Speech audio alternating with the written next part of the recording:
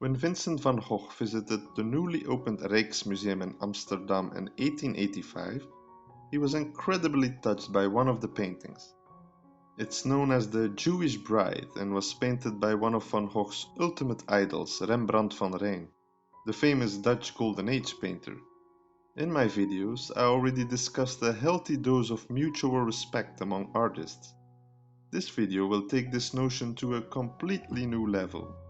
Van Gogh wrote in one of his letters that he would be happy to give away 10 years of his life if he could sit in front of this painting for 2 weeks with just a slice of bread to eat. Furthermore, he wrote that an artist must have died many times to paint like this. These are bold statements that clearly highlight his adoration for the 17th century Dutch master. So what is the Jewish Bride really about? Does the title reflect what the painting depicts? And why was Vincent van Gogh moved to tears when he saw it? Let's take a closer look. Rembrandt van Rijn was born and raised in Leiden, a city between The Hague and Amsterdam in the western part of the Netherlands. It's here that he opened his first studio in 1625. His immense talent allowed him to move to Amsterdam just 6 years later, in search of rich patrons looking for portraits. He got married to a woman named Saskia van Eulenburg, and the couple had one surviving child named Titus. It's possible that Titus served as a model for the man depicted in The Jewish Bride, but more about this speculation later on. The couple moved to a large mansion in the Breestraat, an upscale neighborhood in central Amsterdam, that was turning into the city's Jewish quarter at the time. His old house and studio, known as the Rembrandt House, still stands and serves as a popular museum today. Apart from painting 300 oil paintings and producing 300 prints, Rembrandt also made about 2,000 drawings. That's why he is considered to be one of the most versatile artists in history. When his wife Saskia became sick, he made several drawings of her lying on the bed. She likely died of tuberculosis in 1642, and Rembrandt's drawings were the first sign of the emotional depth that defines the style of his later works. He got together with his mate Hendrikje Stoffels in 1649, which was about 7 years after his first wife Saskia passed away. This was controversial at the time because they weren't married. They were unable to do so because of a financial settlement in his deceased wife's will. One of the most peculiar facts about Rembrandt is that he spent the last decades of his life in poverty, despite being such a highly sought-after painter. That's mainly because his talent as an art dealer didn't reach the same heights as his talent as an artist, and that's putting it euphemistically. In 1656, he filed for bankruptcy and both his mansion and all his artifacts were sold by 1660. After this, he let his girlfriend Hendrikje and his son Titus manage the business side so he could fully focus on his art again. That was probably a better idea. During this period, his style became more emotional. This is especially seen in The Return of the Prodigal Son and the painting discussed in this video, The Jewish Bride. Like many of his works, this painting features a brownish background, something that allowed Rembrandt to highlight the main figures in the foreground. The man and woman are both richly dressed, and Rembrandt used both extremely thick and extremely delicate brushstrokes. You can literally see the layers of paint he used to depict the folds of their clothes. At the same time, the jewelry was depicted using nothing more than a few patches of white paint. Despite the man and woman's caress, they don't look at each other or the viewer. They appear to be experiencing this moment all by themselves, and this heightens the intimacy that this painting conveys. The level of emotional depth also impressed Vincent van Gogh, who said in his letter that Rembrandt went so deep into the mysterious that there aren't words in any language to describe it. At first glance, the first thought that comes to mind when you look at this painting is, who were these people?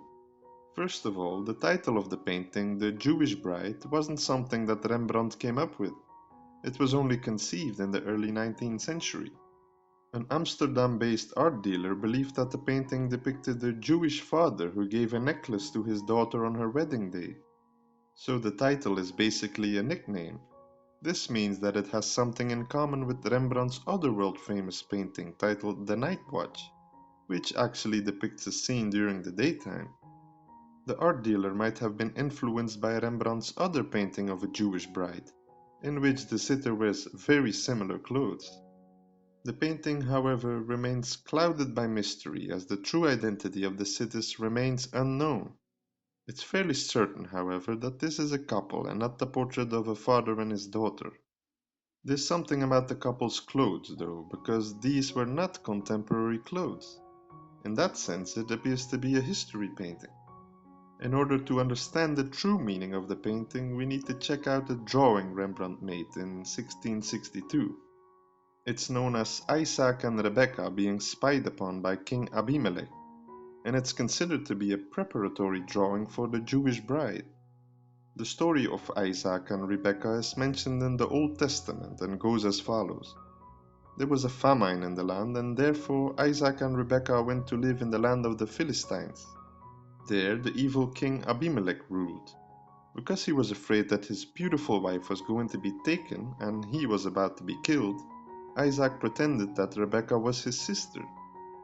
After a while, the married couple couldn't hold themselves and started caressing each other, just when King Abimelech spied on them.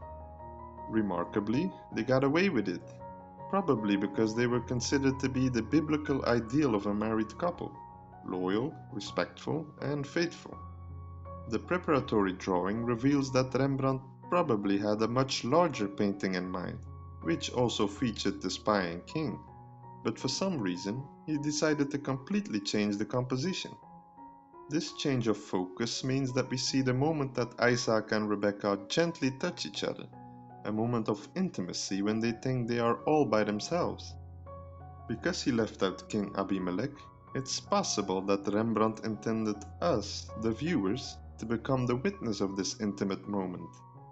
Vincent van Gogh stated that another of his idols, French Romantic painter Eugène Delacroix, would surely understand this painting. I tend to think that the notion of the viewer becoming the spy and witness was what he referred to when he made this statement. Although the lack of documentation means that there is never certainty, I believe the theory that Rembrandt depicted Isaac and Rebekah here. So the question remains, who was this couple? Unfortunately, apart from some random guesses, we'll never really know. One theory states that it's Rembrandt's son Titus, who married Magdalena van Loo in 1668. Both Titus and his wife Magdalena died within a year from the plague. Another suggestion is the Spanish-born poet Miguel de Barrios, who lived in Amsterdam during the 1660s.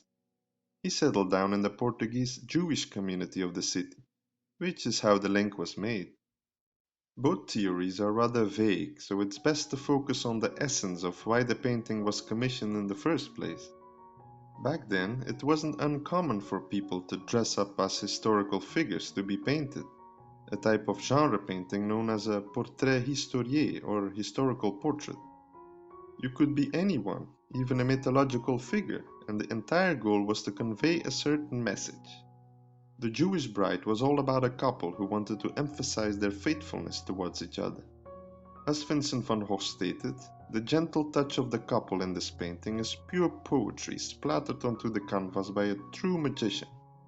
It elevates art to a higher dimension in a way only Rembrandt could do, and it explains exactly why the Dutch master is considered to be one of the most renowned artists to have ever lived.